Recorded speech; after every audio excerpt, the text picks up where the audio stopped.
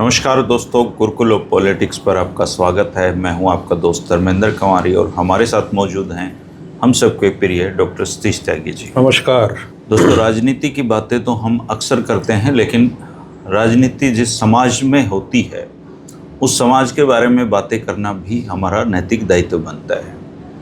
और अक्सर हमारी ये धारणा है कि जीवन में जब पैसा आएगा तो सुकून अपने आप चलकर आ जाता है। काफ़ी हद तक ये बात सही है, लेकिन अब ये सुकून समाज से गायब होता जा रहा है। और जिन लोगों के पास अच्छा खासा पैसा है, शोहरत है, हो सकता है उसकी सोशल लाइफ तो आपको दिखे कि बहुत बढ़िया चल रही है, लेकिन उसके घर में क्या पता कुछ सही नहीं चल रहा हो। हरियाणा के एक कबड्डी खिलाड़ी हैं सिल्लू भलारा, और जो कबड्डी की दुनिया के लोग हैं, कबड्डी को पसंद करने वाले लोग हैं, उन लोगों को पता है कि सिल्लू भलारा क्या चीज़ है। सिल्लू भलारा अमेरिका में बेस्ट कैचर का खिताब जीत चुके। सिल्लू भलारा को चीता कहते थे कि वो इतना बढ़िया कैचर है वो लड़का कि उसका दुनिया में नाम है कबड्डी के क्षेत्र में। 2023 में सिल्लू भलारा की शादी होती है मुस्कान नाम की एक लड़की से, एक बेटा होता है। और 2026 आते आते मुस्कान अब इस दुनिया में नहीं है। एक दूसरे पे आरोप, एक दूसरे पे बयानबाजी, मुकदमेबाजी, ये सब चलता रहता है। लेकिन हमारा जो बातचीत का आज का जो विषय है उसमें आप सबकी भागीदारी आप इसलिए भी ज़रूरी है क्योंकि एक तरफ एक कामयाब ज़िंदगी है, खूब पैसा है, खूब शोहरत है, और दूसरी तरफ उन्हीं व्यक्तियों के घर में जो ज़िंदगी का मैच है उसमें उनको हार मिल रही है। थोड़े समय पहले आपने देखा होगा बॉक्सर स्वीटी बुरा और दीपक निवासुडा जो कबड्डी खिलाड़ी, उनके बीच में तलाक हुआ, उनके बीच में कितना बड़ा विवाद हुआ। तो ये जो शोहरत है हरियाणा के या हमारे देश के जो लोग हैं, ये परिवार में कैसे हार जाते हैं, समाज की ज़िंदगी कैसे हार जाते हैं, ये एक बड़ा विषय है। और शादियाँ अब चल नहीं रही हैं, टिक नहीं रही हैं। शादियाँ पहली बात तो हो नहीं रही हैं, और हो जाए तो वो टिक नहीं रही हैं। एक्स्ट्रा मैरिटल अफेयर एक बहुत ज़्यादा अब हो चुके हैं। कोर्टों में तलाक के बहुत ज़्यादा केस चल रहे हैं। अगर आप विज्ञापन देखें कहीं भी शादियों के, तो उसमें डिवोर्स्ड लोगों के बहुत सारे आपको मिल जाएंगे। और ये एक ट्रेंड है, ये हमारा समाज बिल्कुल बदल रहा है। तो इसका समाधान क्या है, और इस यहाँ तक की नौबत क्यों आती है? क्या हम जो समाज में बदलाव हो रहे हैं उनके अनुसार नहीं चल पा रहे हैं? क्या हमें किसी तरीके की काउंसलिंग की ज़रूरत है? जो आज की जो युवा पीढ़ी है ये रिश्तों को क्यों नहीं चला पा रही है, ये एक बड़ा सवाल है। और इसमें आपसी विचार विमर्श से ही कुछ समाधान इसका निकल सकता है। त्यागी जी, आपकी शादी को कितने साल हुए? मेरी शादी को 1986 में हुई थी। आप लगा लीजिए, आप 40 साल हो गए लगभग। मेरी को भी 16 हो गए। लेकिन अब जो ट्रेंड है समाज में जी, वो ट्रेंड ये है कि या तो बच्चे टाइम से शादियाँ ही नहीं कर पा रहे हैं, या कर पा रहे हैं तो वो चल नहीं पा रही। और बहुत सारे उसमें डिवोर्स के बाद की स्थिति भी, ये जो आज ये सिल्लू भलारा के साथ हुआ है, ये सब चल रहा है। तो आपने वो दौर भी देखा है जब हमारे माँ बाप थे जिनमें कोई मैचिंग नहीं थी। कोई लंबा होता था, कोई छोटी होती थी, कोई लंबी होती थी, बाप ठीक ना होता था, माँ काली होती थी, पिता गोरा होता था, रिश्ते कोई और करके आता था। और वो रिश्ते अभी हुडा साहब के हमारे यहाँ ताऊ जी हैं कामरेड साहब, उनकी 75वीं मैरिज एनिवर्सरी देख के आया था। 75वीं। तो एक तरफ वो लोग हैं, एक तरफ अब ये जनरेशन आ रही है जिसको हमारे जैन जी कहते हैं और जिसको मोदी जी ने अभी माफ़ किया है। ये जनरेशन कैसे रिश्तों को निभाए? आप अपने अनुभव से आपको क्या लगता है? देखिए, बहुत व्यापक और विशाल विषय आपने छेड़ दिया आज, और इस समाज का सच है। आपने शुरू में ये कहा कि जो सेलिब्रिटियाँ हैं, ये धन की कोई कमी नहीं है, पैसा है, सारी चीज़ें हैं, शोहरत है, ऐशो आराम है, तमाम चीज़ें। तो हमें कुछ बुनियादी बातें याद रखनी चाहिए जीवन में, जिनके बारे में हमें ना बताया जाता है ना पढ़ाया जाता है। कि धन से साधन पैदा होता है, और साधन से सुविधा पैदा होती है। सुविधा सुख में बदल जाए ये कोई गारंटी नहीं है। अच्छा जी। सुविधा का मतलब ये है कि आप बहुत कंफर्टेबल सुविधाजनक जीवन जी रहे हैं, आपकी जो भौतिक जीवन की आवश्यकताएं हैं बहुत अच्छी तरह से हो रही हैं, आपके पास कोठी है, बंगला है, कार है, शोहरत है, तमाम चीज़ें हैं। बाहरी तौर पे लगता है कि सब कुछ तो है, ये पैसे से साधन आए और साधनों से आपने सुविधाएं जुटा ली, लेकिन सुविधा कभी भी सुख की गारंटी नहीं है। तो पैसे से सुख मिले तो हर अमीर आदमी सुखी हो जाए, लेकिन आप जितने बड़े बड़े लोगों को आप देखोगे, अपवाद सब जगह है कि उनके जीवन में कहीं ना कहीं एक खालीपन है, उदासीनता है और कहीं ना कहीं कलह है, बहुत ज़्यादा है। ये सारी चीज़ें डिपेंड करती हैं समझ पे।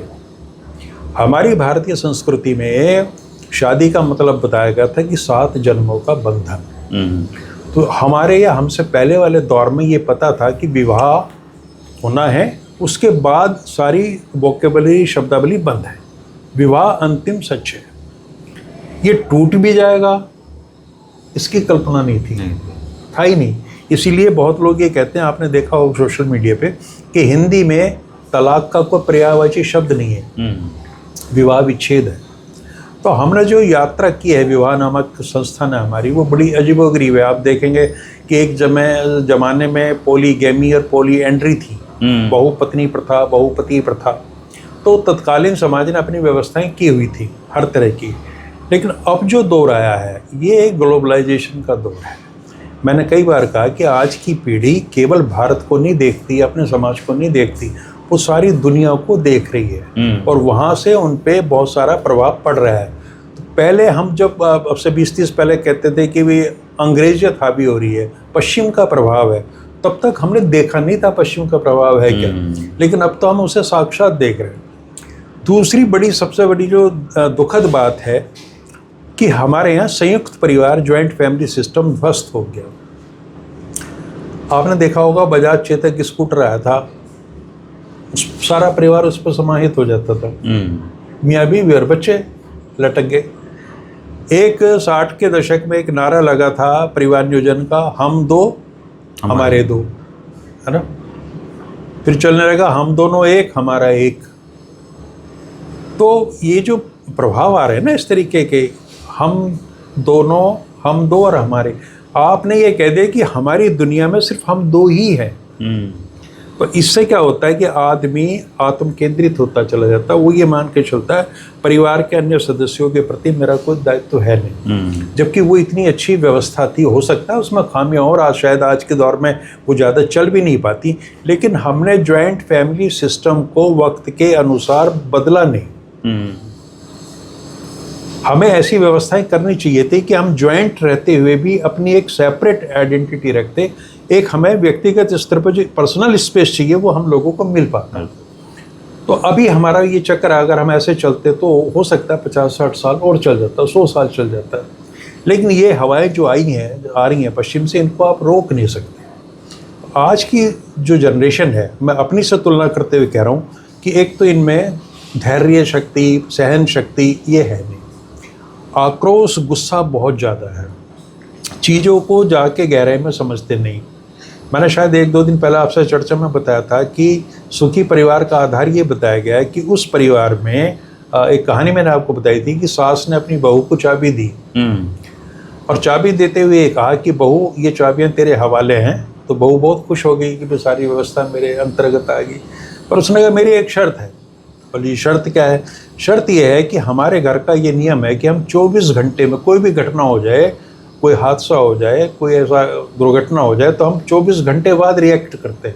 अच्छा, कुछ भी होगा 24 घंटे का बाद आप फैसला लेना।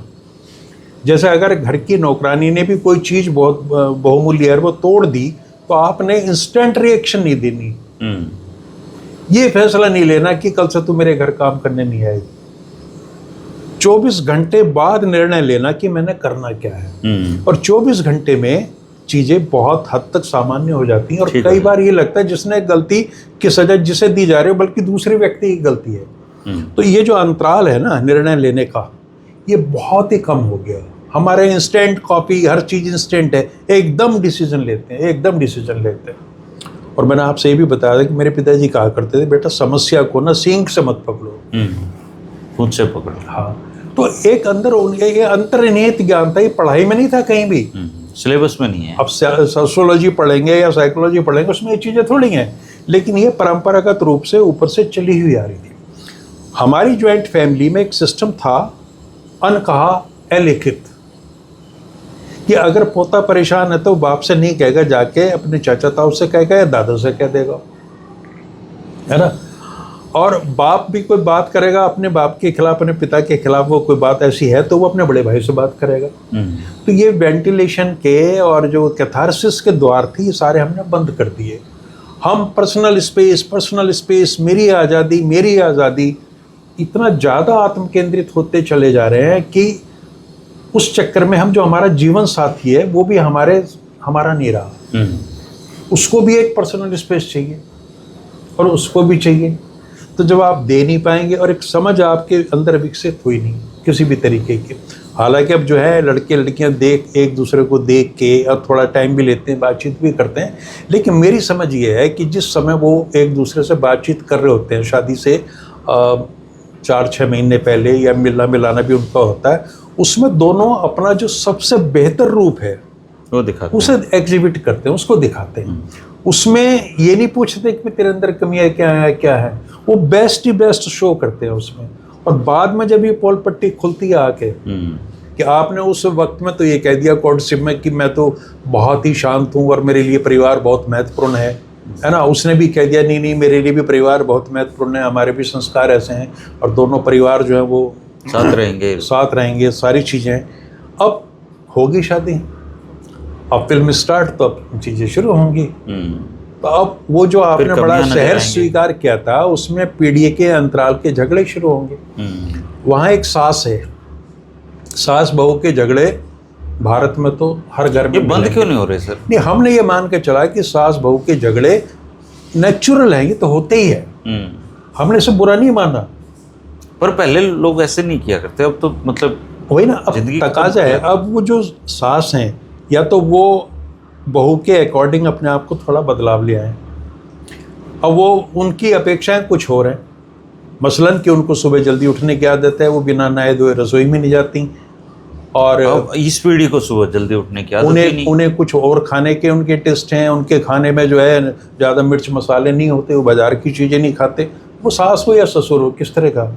अब ज्वाइंट फैमिली में वो लड़की ये देखती है कि इसकी तो ये तो बात नहीं हुई थी हमारी, इतना खुल के भी बात नहीं करते ना। लड़का ये थोड़ी कहता है कि मेरी मम्मी पनीर नहीं खाएगी। नहीं, आजकल तो लड़कियां खुल के भी ये कह देती हैं कि मुझे खाना बनाना नहीं आता है।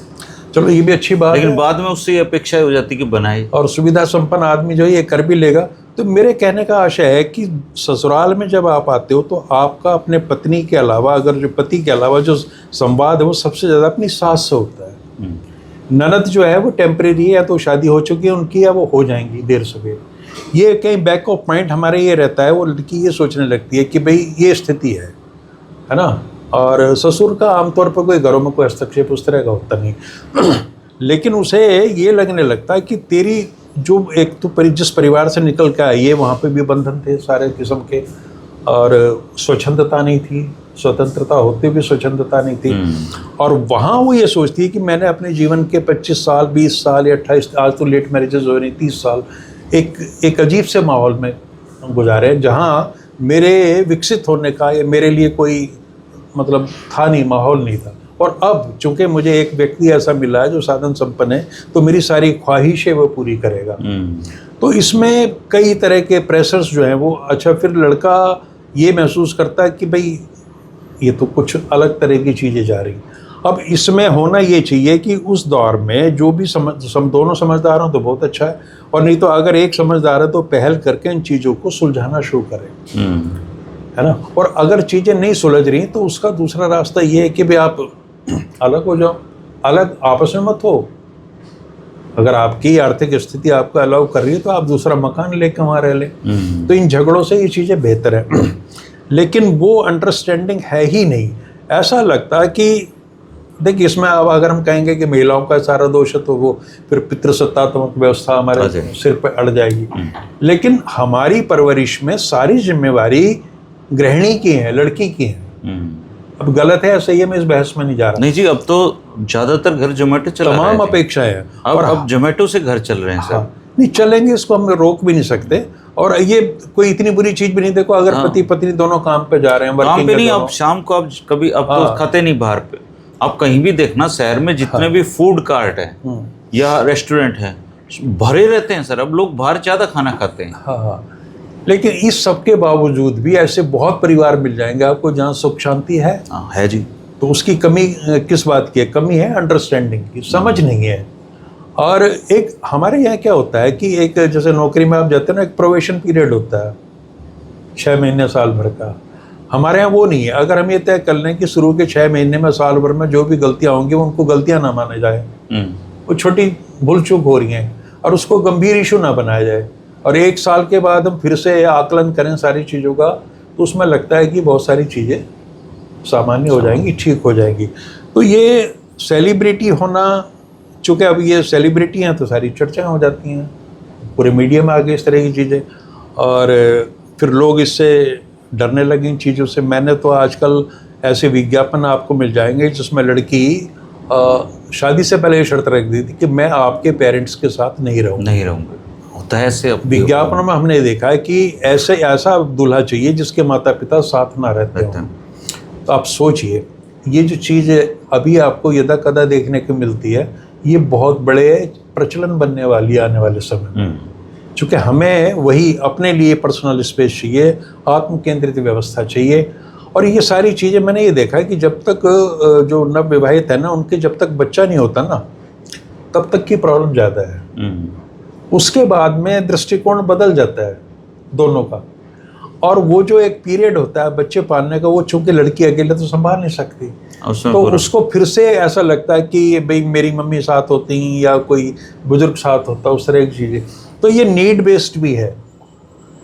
जरूरी नहीं है कि अगर शादी के प्रारंभिक 6 महीने या साल भर में लड़की वो इस तरह का व्यवहार कर रही है कि मैंने साथ नहीं रहना। हो सकता है कि वो साल, 1.5 साल, 2 साल बाद अपना कर ले, निर्णय बदल ले, अपनी सोच बदल ले। तो बहुत सारी चीज़ों पर निर्भर करता है। दूसरे, जो परिवार का मुखिया है वो उसे संवाद बना कर रखना चाहिए हर मेंबर से, ये उसकी ड्यूटी है। और वो कहीं भी पक्षपाती नजर ना आए, वो पार्शियलिटी खुद ना करे। अगर घर के मुखिया पे आरोप लग गया कि वो अपनी पत्नी के ही प्रभाव में निर्णय लेता है या बड़े भाई की पत्नी के रूप उसके वो करता है, या कहीं ऐसा लगता है, तो उसको इस चीज़ से बचना चाहिए। उसकी छवि ऐसी हो उसके एक्शन से कि वो इम्पार्शियल है, गलत बात को गलत कहता है और सही को सही कहता है। तो उसके अंदर एक मॉरल अथॉरिटी पैदा हो जाती है बच्चों को समझाने की, और ज़रूरत पड़े तो हल्की सी डांट वाट भी देने के। और ये दूसरे एक चीज़ ये है कि जो आजकल क्या होता है कि पहले हम परिवारों का मिलन मानते थे, शादी 2 इंडिविजुअल्स का नहीं था। तो वो जो दूसरा परिवार है उसको भी आपको कॉन्फिडेंस में लेना चाहिए, बातचीत करते रहना चाहिए, संवाद। चूँकि ऐसा माना जाता है, आमतौर पर ये धारणा है कि लड़की जो कुछ कर रही है वो अपने माँ बाप के कहने से कर रही है। बाप तो बेचारा वहाँ भी उतना दोषी नहीं होता, सारा श्रेय उसकी माँ को दे दिया जाता है ना। तो अगर अब पहले हमारे दौर में तो ये था कि लड़के की माँ और लड़की की माँ सारे जीवन मिलते ही नहीं थे, और अगर आपस में कभी मिलते थे उसको समधियाना बोलते थे। तो समधिनों का मिलना मतलब एक चमत्कारी अवसर होता था, उत्सव होता था, और पूरे जीवन में एक बार आ गया। लेकिन आज ये चीज़ें संभव नहीं है। लगातार वो मिलेंगे भी, और अगर आपके घर में कोई प्रॉब्लम है और आप उसको अपने आप को समझ में नहीं आ रहा तो आप डिस्क्रेडिट करके कह दो कि वहाँ से सीख के आ रही है सारी चीज़ें, है ना। तो ये इतने सामाजिक पहलू, आर्थिक पहलू और बहुत सारी मनोवैज्ञानिक चीज़ें एक साथ जुड़ी हैं, और ये तभी चीज़ें सभी सही होंगी कि जब आप एक अंडरस्टैंडिंग पैदा करें। और भाई अगर आप सफल हो, संपन्न हो, और तो आपके लिए आजकल मैरिज काउंसलर भी हैं दुनिया भर के, साइकोलॉजी का, आप उनसे आजकल सुविधाएं तो हैं ही। अगर अब हम ये मानने को ही तैयार नहीं होते कि मानसिक रूप से कोई परेशानी है, मानते ही नहीं घरों में। अब ये देखिए ना कि अब हम 70 के आसपास आ गए, मैंने आज तक कोई युवा नहीं देखा जो मुझसे इस बारे में बात कर ले। भाई अगर आप अपने बाप से बात नहीं कर सकते, मैं अपने आसपास के लोगों की बात कर रहा हूँ, तो क्यों नहीं हम सामाजिक स्तर पे हमसे ज़्यादा जीवन जी चुके लोगों से उनकी सलाह ले लें कि भाई अंकल जी, ताऊ जी, आप कैसे, मतलब आपने इतना लंबा जीवन जी, मेरे में ये समस्या चल रही है, बताओ। तो ये जो शुरुआती 1 साल और 2-3 साल का मामला है सारा का सारा, जो इसमें होना है इसी में होना है। 23 में शादी, 26 में ये चीज़ से आ गई। अगर ये 29-30 तक ऐसी खिंच जाती तो खिंच जानी थी, कोई बड़ी दिक्कत नहीं है। अब लोग शब्द कहेंगे कि भाई खींचना क्या होता है, तो फिर वही हो गया कि नारी की स्वच्छंदता पर उस पर सवाल उठा रहे हो आप। अब कोई भी चीज़ आप शुरू करोगे उस पर सवाल तो उठेंगे। हमारा विडंबना ये है कि ना तो हम पूरी तरह से वेस्टर्नाइज्ड हो पा रहे, ना हम अंग्रेज बन पा रहे, और ना हम हिंदुस्तानी रह पा रहे। हमें समझ में नहीं आ रहा है कि व्हाट टू डू। हमें जरूरत के समय माता पिता भी चाहिए, हाँ, और बिना जरूरत में उनका इंटरफेरेंस भी नहीं जीवन है। देखिए जैसे कोरोना आया, बहुत सारी चीज़ आ गई, ऐसी आपदाएं जीवन में आती हैं जब आप तरसते हैं इन चीज़ों के लिए कि काश ये। और मैं कहता हूँ हर एक रिश्ते को बराबर सम्मान दो। पत्नी का अपना महत्व है, संतान का अपना महत्व है, माता पिता का अपना महत्व है। और ये समझदारी, ये जो चीज़ है, इसकी अपेक्षा की जाती है कि पुरुष से करें। तो जब तक मैरिज नाम की इंस्टीट्यूशन एग्जिस्ट कर रही है जिसमें दो लोग सेरेमोनियल तरीके से मिल रहे हैं, तो उसके तकाजों का हमें पालन तो करना पड़ेगा। यहाँ तानाशाही नहीं चलेगी। और पर्सनल स्पेस आप इस संयुक्त परिवार में रह के भी अर्जित कर सकते हैं, ऐसा नहीं है कि वो नहीं मिलेगा। उसमें फिर बड़ों की भूमिका भी बनती है ना कि वो उनको पर्सनल स्पेस दें। हाँ, उनको भी देना चाहिए। इसीलिए तो मैं पूरी अपनी बातचीत में हमने किसी एक को दोष देना उचित नहीं समझा। दोस्त तो सर, और दोस्त सभी तो किसको ही दें है। हाँ। अब कोई ऐसा आदमी तो हो नहीं सकता जो घर बसाना ही नहीं चाहता हो, या ऐसी कोई लड़की नहीं हो सकती जो घर बसाना नहीं चाहती हो। बसाना तो सारे चाहते हैं, परिस्थितियां उनको उस मोड़ पे ले आती हैं जब किसी एक को क्विट करना, और वो बहुत दुखदायी थे तो इसमें परिवार के लिए भी और समाज के लिए भी। खुला संवाद जो है, ओपन डायलॉग इज नेसेसरी। अब ये जो मुस्कान है, ये इस स्टेज पे पहुंची है, तो इस स्टेज के पीछे 3 साल की जर्नी है एक पूरी। तो ऐसा नहीं हो सकता कि परिवार के लोगों को इसकी खबर ना हो, और उस समय अगर कोई समझदारी दिखाता और इनको उसी स्तर पे सुलझा ले जाती, तो आज ये इस लड़की इस दुनिया में होती। आत्महत्या, सुसाइड या खुशखुशी जो भी आप कहेंगे, ये एक्सट्रीम स्टेप है, अचानक नहीं उठता, और इट टेक्स टाइम। चीजें धीरे धीरे यहाँ तक पहुँचने में टाइम लिया है जी। वही वक्त है कि जब हम आपस में बातचीत कर सकते हैं, है ना। और बदलते परिवेश में हमें ये संवाद कायम करने की जरूरत बड़ी ज़्यादा है। और आपकी चीज़ें अगर घर के स्तर पर सॉल्व नहीं हो रही, तो आप मैरिज काउंसलर से जाके मिल लें। अगर आपको कोई लगता है कि मेरे समाज में कोई ऐसा व्यक्ति है जो मेरी मदद कर पाएगा, उससे मिले, एक्सपीरियंस है, आप परिवार के लोगों को पहल करनी चाहिए। अगर वो देख रहे हैं चीजें बिगड़ रही है, तो ऐसा नहीं है कि सिल्लू के परिवार को नहीं पता होगा, बिगड़ रही थी। और फिर वही बात मैं करता हूँ कि जब एक्सट्रीम स्टेप भी आप ले रहे हैं, तो आप 24 घंटे के लिए उसको टाल के देखिए, फिर तो करेगा ही नहीं जी कोई इंसान। वो पल, वो क्षण होता है। बहुत एजिटेटेड माइंड है जिस समय ये निर्णय लिए जाते हैं, और आपकी सोच समझ, आपकी बुद्धि विवेक पे एक तरीके से ताला लग जाता है। बड़ी गंभीर समस्या है, और इसमें सभी की भूमिका है। दूसरे एक हमारे यहाँ बड़ी चीज़ है कि हम ना दूसरों का उपहास उड़ाते हैं। देखिए इस तरह की जीवन में समस्याएं किसी के भी परिवार में भी हो सकती है ना, कभी भी आ सकती है। और अब तो नॉर्मलाइज हो गई है। ये कोई जरूरी नहीं है कि बहुत सम्मानित परिवार है जिसके पुरखों की बड़ी इज्जत रही है, तमाम बड़े उन्होंने मर्यादित जीवन जिया है, उनके यहाँ भी कोई ऐसी घटना घट सकती है। तो हमारे जो उपहास उड़ाना, खिल्ली उड़ाना, मजाक करना, या ऐसी चीज़ों से जोड़ना कि भाई जो उसके प्रतिष्ठा कलंकित हो गई, इतना एक्सट्रीम हमें भी नहीं होना चाहिए। जीवन है, इसमें बहुत घटनाएं घटती हैं, और इसमें नॉर्मल रहना चाहिए। कोई भी किसी की मजाक ना उड़ाए। सामाजिक जो प्रेशर है वही तो मजबूर करते हैं इन चीज़ों को लेके। ये तो किसी के साथ भी हो सकता है, किसी के साथ कुछ भी हो सकता है। इसमें क्या है, जैसे रोड पे एक्सीडेंट हो रहे हैं, एयर क्रैश हो रहे हैं, वो लड़की का पता नहीं किसने, मूर्ख ने, वो बाद में जो घटना स्थल का वीडियो है उसका वीडियो वायरल कर दिया, बताओ। हाँ, जबकि उसमें बेचारी बिना पूरे कपड़े भी नहीं है उसके, मतलब अनएथिकली है वो वीडियो। पता नहीं किसने, और बनाया तो फैमिली के लोगों में से किसी ने होगा, वायरल कर दिया। ये भी बहुत वाहियात बात है। सोशल मीडिया में हमारे यहाँ बड़ी दिक्कतें हैं। सोशल मीडिया एक ऐसा मतलब जहर बन चुका हमारे लोगों के जीवन में कि जिसका इलाज किया जाना बहुत ज़रूरी है। आप कोई एक पोस्ट डालता है कि भाई अमुक आदमी ऐसा है, और नीचे जो कमेंट शुरू होते हैं, अगर किसी ने लिख दिया ना कि भाई अमुक व्यक्ति बहुत ईमानदार है, तो नीचे 36 लोग लिखे मुझे पता है ईमानदारी क्या है, कैसा ईमानदार है तू नहीं जानता। मतलब उसको संदिग्ध बना देंगे, डाउटफुल बना देंगे। तो जो लिखने वाला है वो भी बेचारा परेशान हो जाएगा, और जिसके बारे में लिखा वो भी बचाव की मुद्रा में आ जाएगा। लेकिन है क्या, चोरों को नजर आते हैं सारे चोर। एक आपने माइंड सेट बना लिया कि अगर मैं चोर हूँ तो मैं ये मानने को तैयार ही नहीं कि कोई आदमी ईमानदार भी हो ईमानदार सकता है, है। सब तो बेईमान अपने अपने परसेप्शन, अपने अपने पूर्वाग्रहों का जब हम सार्वजनिक प्रदर्शन करते हैं लाके सोशल मीडिया के जरिए, वो भी एक बहुत बड़ी समस्या होने जा रही है।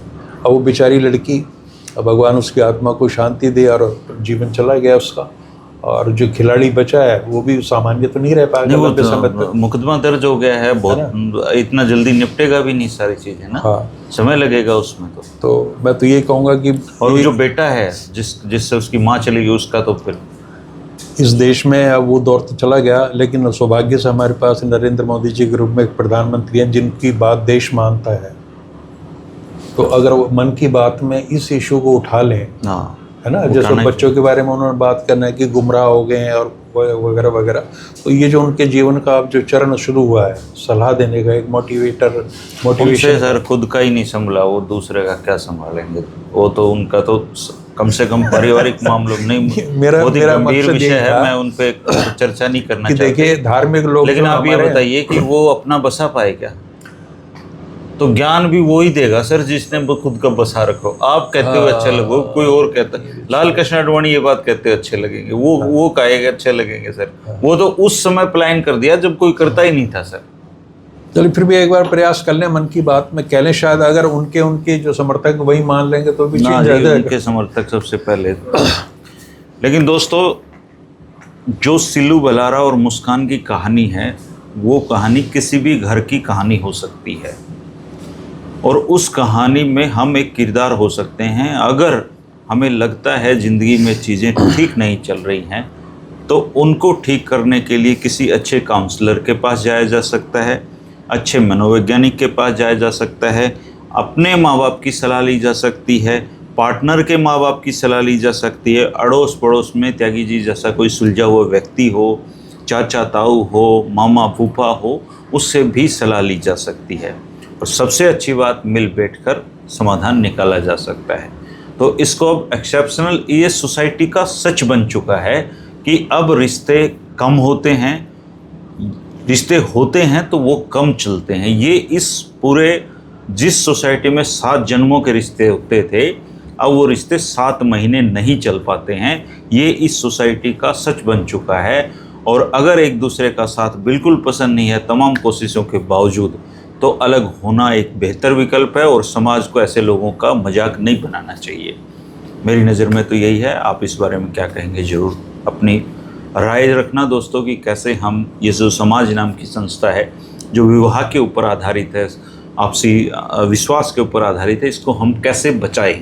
इस पे आप अपने विचार जरूर रखना। शुक्रिया, नमस्कार। नमस्कार।